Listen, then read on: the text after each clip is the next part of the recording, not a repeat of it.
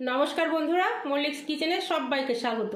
তো বন্ধুরা, আজকে আমি একটি রেসিপি আপনাদের সাথে শেয়ার করব। কই মাছের জুস রান্না করব আমি।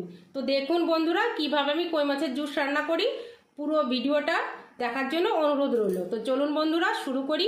আমি কড়াইটা বসিয়ে দিয়েছি, এখন দিয়ে দেবো পরিমাণ মতো সরষের তেল,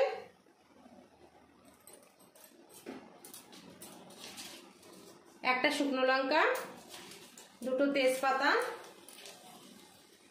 দিয়ে দেবো গোটা জিরে, দিয়ে দেবো বেটে রাখা আদা, জিরে আর কাঁচা লঙ্কা আর একটু পেঁয়াজ, দিয়ে দেবো স্বাদ মতো লবণ,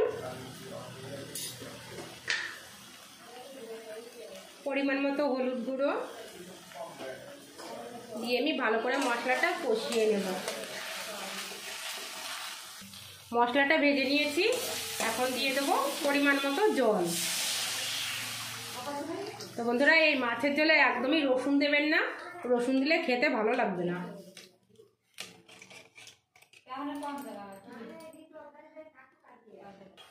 দেখুন বন্ধুরা, মাছগুলো আমি ভেজে নিয়েছি, এখন দিয়ে দেব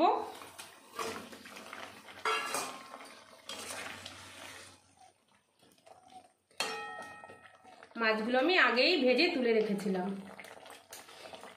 এই রেসিপিটি বানাতে একদমই টাইম লাগে না, বেশি কিছু উপকরণ লাগে না, খেতেও দুর্দান্ত হয়। তাই বলছি বন্ধুরা, একবার হলেও এই রেসিপিটি বানিয়ে খেয়ে দেখবেন। আশা করি সবার খুবই ভালো লাগবে, একবার খেলে বারবার খেতে ইচ্ছে করবে। দেখুন, হয়ে গেছে আমার দুর্দান্ত স্বাদের কই মাছের জুস। তো এখন আমি গরম মশলা দিয়ে নামিয়ে নেব।